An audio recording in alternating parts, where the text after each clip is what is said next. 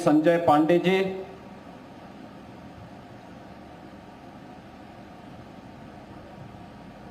शांति foundation के अध्यक्ष और इस केएमसी मेडिकल कॉलेज के संस्थापक श्री विनय कुमार श्रीवास्तव जी, के सिंह जी, उत्तर प्रदेश शासन के चिकित्सा शिक्षा एवं स्वास्थ्य एवं परिवार कल्याण विभाग के प्रमुख सचिव श्री पार्थ सारथी सेन शर्मा जी, पूर्व विधायक श्री बजरंग बहादुर सिंह जी, शांति फाउंडेशन के सभी पदाधिकारीगण, केएमसी मेडिकल कॉलेज के सभी यहां के चिकित्सक, शिक्षक और शांति फाउंडेशन से जुड़े हुए विभिन्न संस्थाओं से जुड़े हुए उनके पदाधिकारी, छात्र छात्राएं और उपस्थित बहनों और भाइयों, आज का दिन महाराजगंज जनपद के लिए अत्यंत महत्वपूर्ण दिन है। दीपावली के और धनतेरस के ठीक पूर्व हम लोग 30 अक्टूबर को भगवान धन्वंतरी की जयंती पूरे देश के अंदर आयोजित करेंगे। वे स्वास्थ्य के देवता हैं, आरोग्यता के देव हैं और जनपद महाराजगंज उनसे भी एडवांस में आज आरोग्यता के प्रतीक प्रदेश के पहले पीपीपी मोड के मेडिकल कॉलेज का लोकार्पण करने जा रहा है।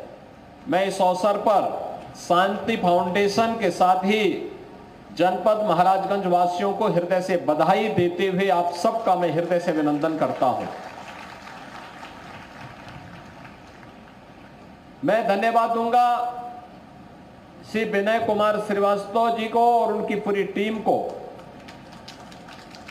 कि इन्होंने आगे बढ़कर के समय से 2 कदम आगे सोचने की सामर्थ्य विकसित करके महाराजगंज जनपद में मेडिकल कॉलेज स्थापित हो, इसके लिए अपने दूरदर्शिता का परिचय दिया और बधाई इस बात की कि 150 बच्चों का एडमिशन इस मेडिकल कॉलेज में हो चुका है। अभी मैंने उनके साथ इंटरेक्शन किया है।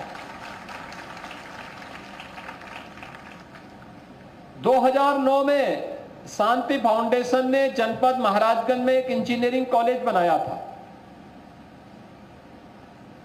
और इंजीनियरिंग कॉलेज बनाने के बाद फिर ये फाउंडेशन अपने अलग अलग कार्यक्रमों के साथ जुड़ करके जनपद महाराजगंज को केंद्र मान करके इन्होंने कार्य प्रारंभ किया और आज ये प्रसन्नता का क्षण है कि यह क्षेत्र आजादी के बाद लगातार विकास की दृष्टि से उपेक्षित रहे हैं।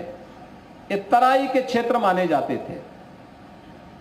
ऐसा माना जाता था कि यहां के नागरिकों का विकास में अधिकार नहीं है, शासन की सुविधाओं में अधिकार नहीं है। न यहां सड़कें होती थी, न बिजली आती थी, पानी की स्थिति भी अत्यंत खराब थी, स्वच्छता के बारे में कोई सोचता नहीं था। पेयजल और गंदगी के कारण परिणाम क्या था? इंसेफ्लाइटिस जैसी बीमारियां यहां की जवानी को ही निगल जाती थी। मलेरिया से क्षेत्र त्रस्त रहता था। चीनी मिलें जो कभी यहां के विकास की आधार थी, एक एक करके बंद होती गई। विकास से कोसों दूर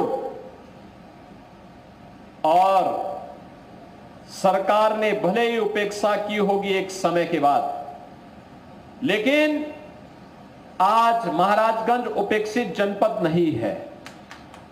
आज हम लोगों ने महाराजगंज जनपद को 940 करोड़ रुपए की परियोजनाओं का सौगात दिया है प्रातःकालीन सत्र में यहां के माननीय सांसद, माननीय विधायकों की उपस्थिति में चौक बाजार में एक बड़े समारोह के साथ 940 करोड़ रुपए की परियोजनाओं का सौगात जनपद महाराजगंज की अलग अलग योजनाओं के माध्यम से मिला और अब आरोग्यता के प्रतीक एक आधुनिक मेडिकल कॉलेज की सौगात भी महाराजगंज वासियों को प्राप्त हो रही है।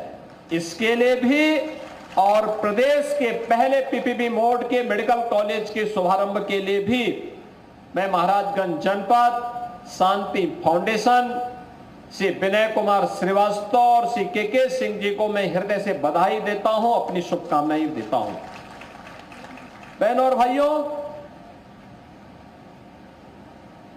जो व्यक्ति, जो समाज या जो राष्ट्र समय से 2 कदम आगे नहीं सोचेगा और उसके अनुरूप नहीं चलेगा, वो पिछड़ जाएगा। ये हमेशा होता आया है। आपने 10 वर्ष के अंदर भारत की प्रगति को देखा है। एक अद्भुत प्रगति भारत ने की है। प्रधानमंत्री मोदी जी के नेतृत्व में आज भारत दुनिया की एक बड़ी आर्थिक शक्ति बन रहा है।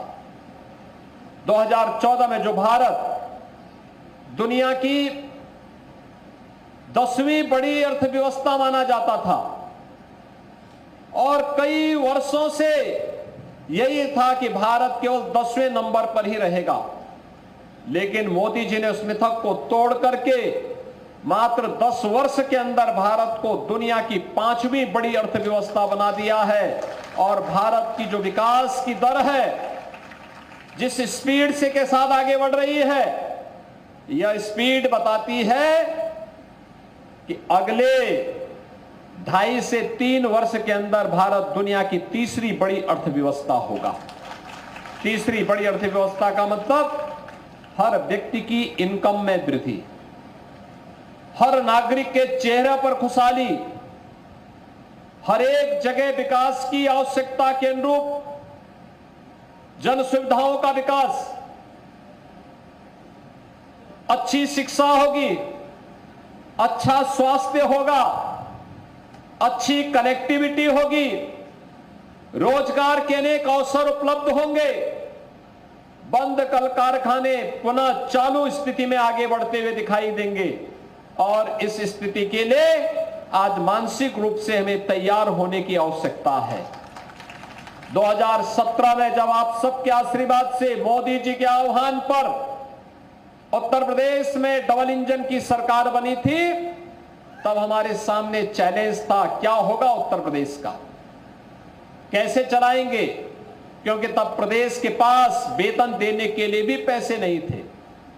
लेकिन इस दौरान डबल इंजन की सरकार ने प्रदेश के जवानों, किसानों, महिलाओं, इन सब की सहभागिता के साथ, टीम वर्क के साथ जो कार्य किया, आज उसका परिणाम आपके सामने है।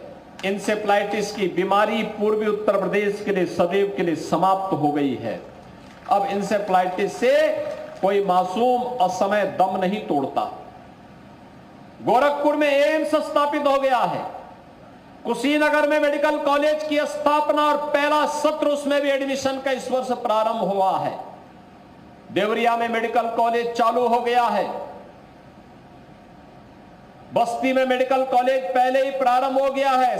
सिद्धार्थनगर में मेडिकल कॉलेज प्रारंभ हो चुका है। गोंडा में मेडिकल कॉलेज प्रारंभ हो गया है। बहराइच में मेडिकल कॉलेज का शुभारंभ हो गया है। सुल्तानपुर में मेडिकल कॉलेज, अंबेडकर नगर में मेडिकल कॉलेज, अयोध्या में मेडिकल कॉलेज, प्रतापगढ़ में मेडिकल कॉलेज, यानी ये सभी जनपदों में आज एक एक मेडिकल कॉलेज है।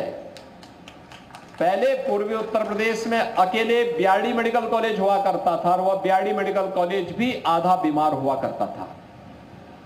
आज ब्याड़ी मेडिकल कॉलेज अपनी बेहतरीन स्वास्थ्य सुविधा के लिए गोरखपुर एम्स के साथ मुकाबला कर रहा है। स्वस्थ प्रतिस्पर्धा को कौन अच्छी सेवा दे सकता है, ये एक स्वस्थ प्रतिस्पर्धा प्रारंभ हुई है। पिछले 7 वर्ष के अंदर जिस उत्तर प्रदेश में केवल 18 मेडिकल कॉलेज थे, आज उस उत्तर प्रदेश में 64 जनपद ऐसे हैं जहां एक एक मेडिकल कॉलेज बन चुके हैं और अभी आने वाले समय में हम लोग इस संख्या को और बढ़ाने जा रहे हैं।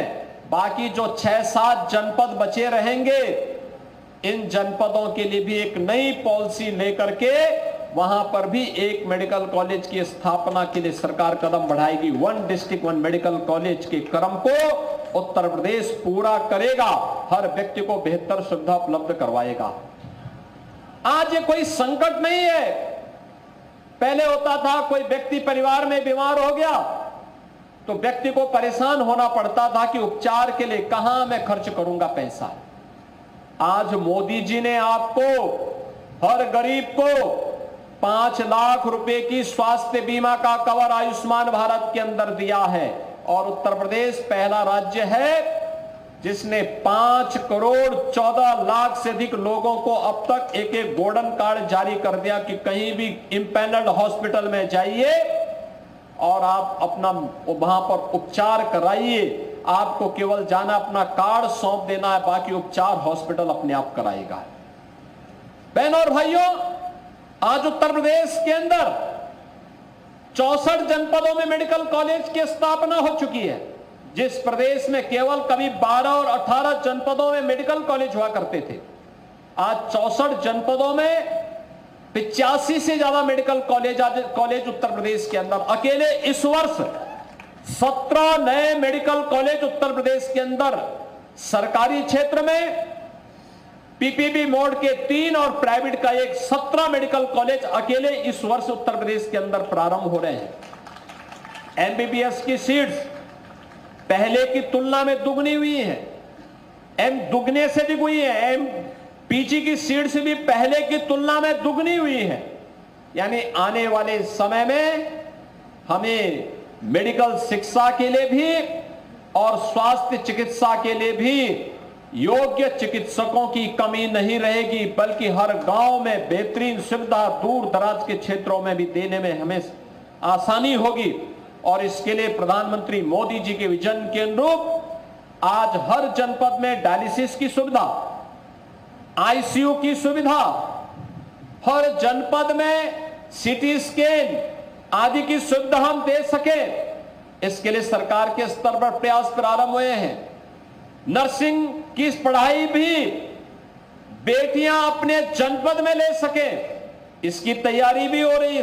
इसके लिए भी नर्सिंग कॉलेजेस खोले जा रहे हैं, पैरामेडिकल के कॉलेजेस खोले जा रहे हैं। बड़े पैमाने पर यह कार्य केंद्र और राज्य सरकारें मिलकर के युद्ध स्तर पर इस कार्यक्रम को आगे बढ़ा रही हैं। आज के इस अवसर पर जब यहां पर ये सभी कार्यक्रम आगे चल रहे हैं, स्वाभाविक रूप से इस वर्ष हम लोगों ने 3 पीपीपी मोड पर नए मेडिकल कॉलेज आगे बढ़ाए हैं और 13 गवर्नमेंट मेडिकल कॉलेजेस में हम लोगों ने एडमिशन की प्रक्रिया के साथ उन्हें जोड़ा है। स्वाभाविक रूप से स्वास्थ्य के क्षेत्र में यह आमूलचूल परिवर्तन का एक उदाहरण है। उन दूर दराज के जनपदों में भी स्वास्थ्य की सुविधाएं मिल रही हैं जहां पहले कभी नहीं मिलता था। आज तो उत्तर प्रदेश के पास अपनी मेडिकल यूनिवर्सिटी है। सरदेव अटल बिहारी वाजपेयी जी के नाम पर अटल बिहारी वाजपेयी मेडिकल यूनिवर्सिटी, जो मेडिकल के सभी कॉलेजेस को अपने साथ एफिलिएशन देता है।